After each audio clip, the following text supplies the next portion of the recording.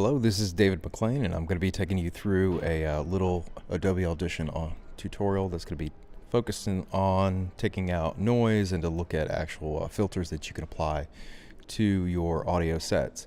So inside of Audition right now, I have this file open. You can notice it's pretty hot. It spikes out quite a bit, but this is part of an interview that was taken at an industrial plant, and it has a lot of extra noises that are in it. And if you want to listen real quick.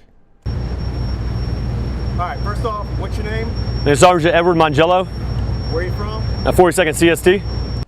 If you'll notice, there's a real high-pitched squeal in the background as well as a bunch of industrial noise. So that's the primary concern right now, is to take those two out. So I'm going to do this in process. I'm going to take out the high-pitched squeal, and then I'm going to look at reducing the noise so that it comes down to a better level. And sometimes you're going to have extraneous background noises when you're recording if you're not in a studio, so you've got to be able to filter that out to make it the best sound possible. So first off, the file's open and your files are over here, and I can click through a number of them, and I'm going to go back to this one in particular, and I've got a highlighter right now. I'm going to take it out of highlight. So here's my pitch, here's my noise, and I'm going to highlight the whole thing. And the first thing I'm going to do to get rid of that top noise is I'm going to go into Effects, I'm going to go down to Filter and EQ, and I'm going to use a notch filter.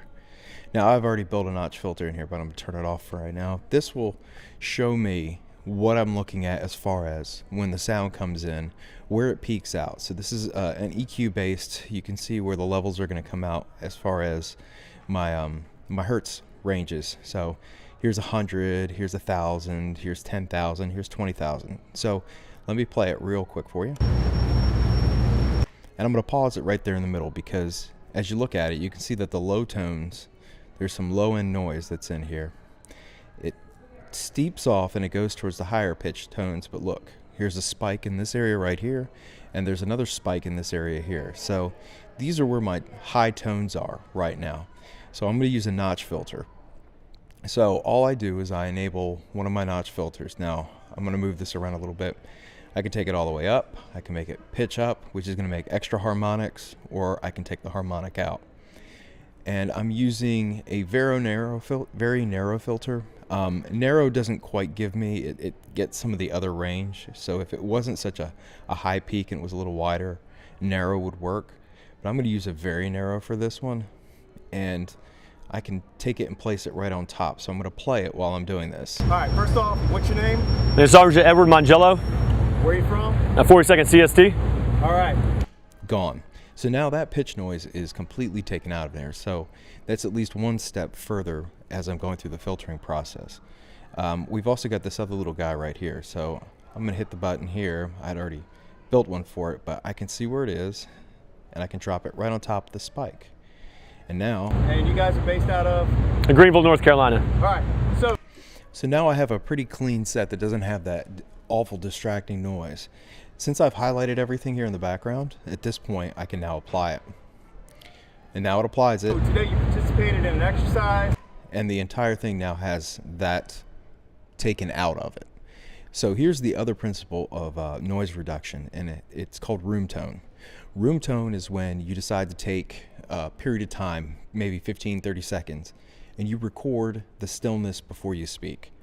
Because every room has some type of tone that comes from it, whether it's from lights, television, air conditioning, refrigerator, you're going to hear other tones.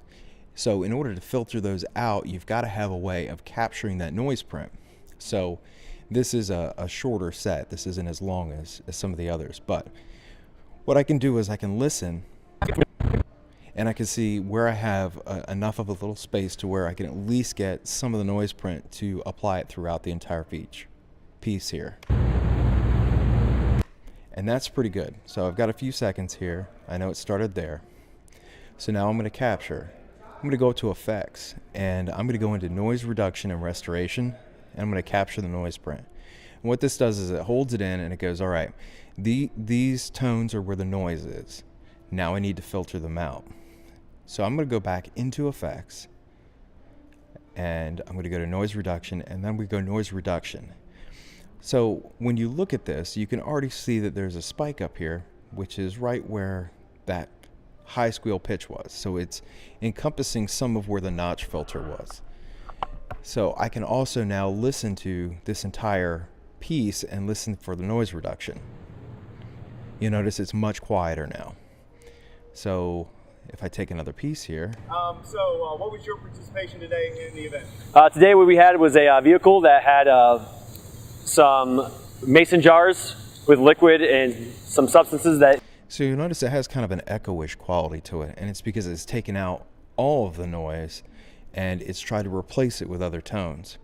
So what you have to do in these types of processes is you have to look down here and you have to move your scale sometimes up and down to get it to pitch right, or you can actually move, and you see how the green will trace down. Some of these are parts of the noise print.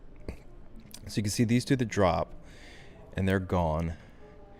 I can also make this more of a linear look, and I can kind of pitch it up and down, and I can move the noise filter to where maybe it sounds a little bit more normal. They couldn't identify. When we went in there to try to identify them with our gear, and if we couldn't identify it with our downrange gear we took samples of it so we can bring that to our lab for further tests. All right, and so you guys work with civilian authorities here. You work with them. So tell us a little bit about how that works. And I'm just playing at this point. So you may have a little bit of an echo, so it's always good to find the most quiet place that you possibly can and to take a small section of the noise print and then apply it. And you don't have to apply it in full strength. You can just do it in a smaller percentage if you want, and it'll just apply a little bit of it to get rid of some of the noise, or you can also reduce by a percentage of decibels. So it'll help to reduce some of the extra noise, and if you're building a composition that has other layers to it, this just helps you to get down to a base level. So all I would have to do at this point is apply, and it would apply it to that entire selection, or I can have it capture the entire selection, so I could select the entire file, and now it has selected it, and then I can apply it to it. But that's just the basics of doing some noise reduction, and to take a look at how you could make it just a little bit better. And in the end, you would export your file, and when you export your file here, you're going to look for something that might work for you. Let's say you're taking it to GarageBand. Well, an AIF file will take it to GarageBand, and it will not lose any quality.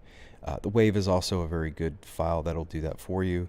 Some of the others are real lossy, so you're going to get a degradation of quality. So start with the best quality you possibly can until you do your output. And that's the first set of tutorials here for you. And there'll be a few more that are talking about some of the other features that you can find.